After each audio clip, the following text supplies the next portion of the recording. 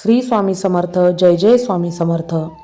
गणपती बाप्पांच्या कृपेचा अनुभव घ्यायचा असेल तर संकष्ट चतुर्थीचं व्रत करायला सांगितलं जातं. दर महिन्यात एक संकष्ट चतुर्थी येते आणि या दिवशी उपवास, गणपती बाप्पांची पूजा आणि आरती केली जाते. आणि हे संकष्ट चतुर्थीचं व्रत, संकष्ट चतुर्थीचा उपवास जर तुम्हाला सुरू करायचा असेल तर तो कोणत्या दिवशी करावा, तर त्यासाठी अतिशय सुंदर असा योग आता 6 जानेवारीला आलेला आहे. संकष्टी चतुर्थीचं व्रत सुरू करायचं असेल तर तो अंगारकी चतुर्थीपासून करतात. अंगारकी म्हणजेच काय, तर ज्या दिवशी संकष्ट चतुर्थी मंगळवारी येते तेव्हा तिला अंगारकी संकष्टी चतुर्थी म्हणतात. यंदा ती आलेली आहे 6 जानेवारी 2026 रोजी. त्यामुळे ज्यांना संकष्टी चतुर्थीचं व्रत सुरू करायचं आहे किंवा उपवास सुरू करायचा आहे किंवा मनोकामना पूर्तीसाठी, इच्छापूर्तीसाठी संकल्प घ्यायचा असेल तर 6 जानेवारी 2026 पासून 11, 21, 51 वेळा संकल्प करून तुम्ही व्रत करू शकता.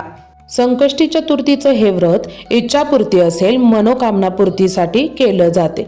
मग तुमची इच्छा कोणतीही असू द्या, आर्थिक अडचणी असतील, लग्न जमण्याच्या अडचणी असतील, कुठल्याही तुमच्या अडचणी असू देत, तुमचे हे गणपती बाप्पांचे व्रत मनोभावे केले असता गणपती बाप्पांची कृपा तुमच्यावर नक्की होते आणि त्याचा अनुभव येतो आणि आपल्या जीवनातील विघ्ने दूर होतात असं म्हटलं जातं. तुम्हाला सुद्धा जर संकष्टी चतुर्थीच्या व्रताला, तुम्हाला उपवासाला सुरुवात करायची असेल तर तुम्ही आता 6 जानेवारीपासून सुरुवात करू शकता. कारण 6 जानेवारीला आलेली आहे अंगारकी चतुर्थी. मग हे व्रत कसं करावं, या दिवशी दिवसभर उपवास करावा. त्यानंतर रात्री जेव्हा चंद्रोदय होईल तेव्हा चंद्राचे दर्शन घेऊन गणपती बाप्पांची पूजा आणि आरती करून मग उपवास सोडावा. उपवास सोडताना सात्विक आहारच घ्यावा. कांदा, लसूण असे तामसिक पदार्थ घेऊ नये. चतुर्थीच्या दिवशी मांस आणि मदिरा याचे सेवन करू नये. गणपती बाप्पांना आवडणारी फुलं आणि दुर्वा आवर्जून अर्पण कराव्यात. गणपती बाप्पासाठी संकष्ट चतुर्थीच्या दिवशी केलेला उपवास अनेक सकारात्मक लाभ आणि अनुभव देतो असं म्हटलं जातं.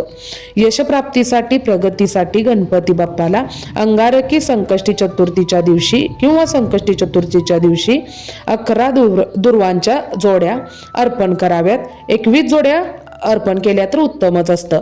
गणपती अथर्वशीर्षाचं पठण करावं. म्हणता येत नसेल तर मनोभावे ऐकावं. परीक्षेत, स्पर्धेत, अभ्यासात सकारात्मक परिणाम प्राप्त होण्यासाठी विद्यार्थ्यांनी संकष्टी चतुर्थीचं हे व्रत नक्की करावंच. कारण गणपती बाप्पा विघ्नहर्ता तर आहेतच, पण त्याबरोबर विद्यादाता सुद्धा आहेत. गणपती बाप्पा बुद्धीची देवता आहेत. गणेश ही प्रेरणा देणारी देवता आहे. गणपती बाप्पा हे अबालवृद्धांचं आराध्य दैवत आहे. तो समरांगणात अग्रस्थानी लढणारा, आनंदाच्या प्रसंगी मनसोक्त नाचणारा, गोडधोड आवडीने खाणारा, शिक्षणाची आवड आणि आस्था बाळगणारा असा सर्वांना आदर्श वाटणारा देव आहे. संकष्टी चतुर्थीच्या दिवशी सकाळी लवकर उठून स्नान करावं. दिवसभर उपवास करावा. गणपती बाप्पांची पूजा करावी. शुद्ध पाण्याने गणपती बाप्पांच्या मूर्तीला अभिषेक करावा. अभिषेक करताना अथर्वशीर्षाचे पाठ करावे किंवा ओम गण गणपतये नमःचा जप करावा. त्यानंतर फुलं अर्पण करावीत.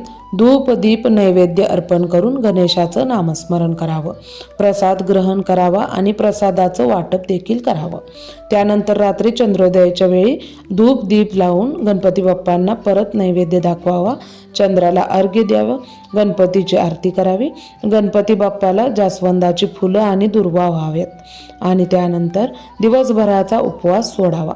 मंडळी, 6 जानेवारीला जी अंगारकी संकष्टी चतुर्थी आलेली आहे त्या दिवशीची चंद्रोदयाची वेळ रात्री 9:14 आहे.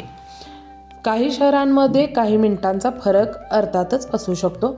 प्रत्येकाने आपापल्या भागातली चंद्रोदयाची वेळ जाणून घ्यावी आणि त्याप्रमाणे उपवास सोडावा. मंडळी, तुम्ही सुद्धा हे गणपती बाप्पांचं संकष्ट चतुर्थीचं व्रत करत असाल तर कमेंट करून नक्की कळवा.